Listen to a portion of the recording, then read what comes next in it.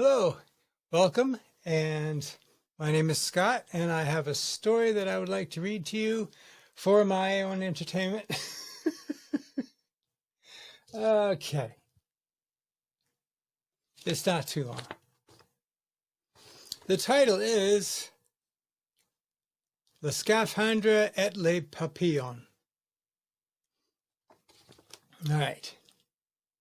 His dream was shattered by the harsh clang of a cell door. Opening his eyes, the man on the top bunk was aware of the receding footsteps of the night guard. The darkness outside the tiny barred window gave no clue to the hour, only that it was still night. Beneath him, the bed jostled gently as someone sat on the bunk below. Coming quickly to wakefulness, he lay listening. Who was his new cellmate? Should he speak now or feign sleep until daylight? He knew that actual sleep would be impossible until he knew the nature of the man below. Tell it. Hey there, he said in a low voice. A brief silence followed. Hello, a wary voice answered. I am Jacques, and you? I am Claude. Pleased to meet you, Claude. I'm sorry if my arrival woke you. Ah, so am I. I was dreaming of the most wonderful place.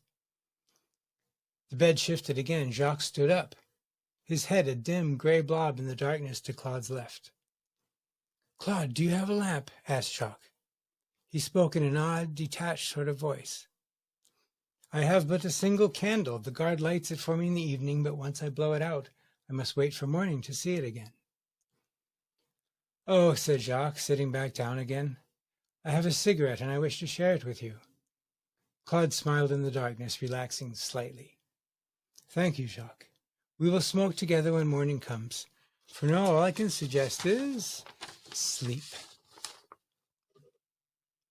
Is that your escape, Claude? Sleep? No, sighed Claude. Dreaming is my escape.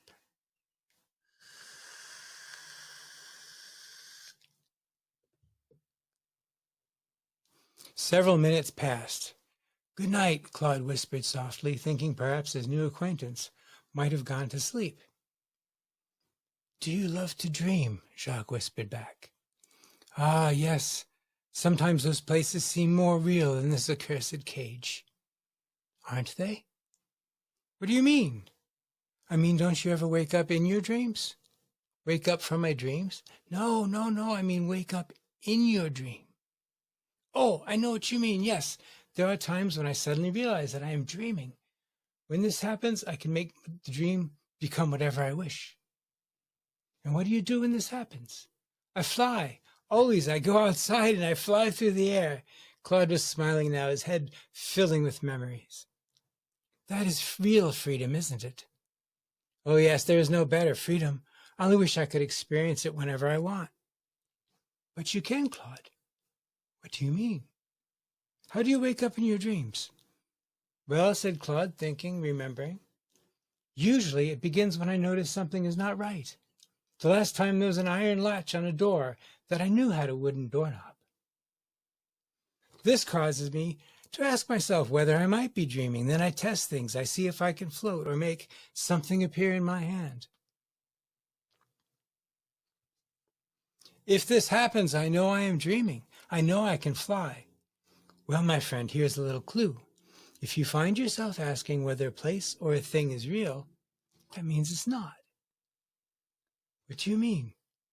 I mean that truth is readily apparent. Ask yourself if this is real now. Are you dreaming? You are in a prison cell, or are you really here? Ah, yes, I'm afraid this place is all too real. Okay, so you know what I mean. Yes, I'll try to remember that in my dreams. Good. It will truly help. Now, Claude, do you know what the next step is? What are you talking about? I'm talking about the layers. What you call real now may be just a dream to someone who is more truly conscious. What? I mean that you can wake up from this dream that most people think is real. The great mystics call it awakening, with a capital A. Now you're talking like a crazy man. No, I'm serious. If you can wake up from this dream, you'll have power over it, just like you can in your dreams. Then you'll be able to really fly. Claude sighed to himself, his hopes of finally having an intelligent conversation fading. His new companion was just as crazy as the last one. Outside the window, the first pale rays of dawn crept into the sky. He sighed again. Okay, Jacques, whatever you say. Sitting up, he swung his legs over the edge of the bunk. Soon the guard will be here with our breakfast. Then we will smoke that cigarette of yours. He leapt to the floor, wincing from the chill of the cold stone on his bare feet. He turned to face his new cellmate. Jacques! The bottom bunk was empty. He was alone in the cell. What's wrong, dear? A bad dream? Sort of, I guess, mumbled Jacques, sitting up in the bed. I was in a prison or something. Well, you're free now, murmured his wife, putting a warm, soft arm around him. Now lay down and go back to sleep. Yeah, so, hope you liked it. Thank you for watching. I see you.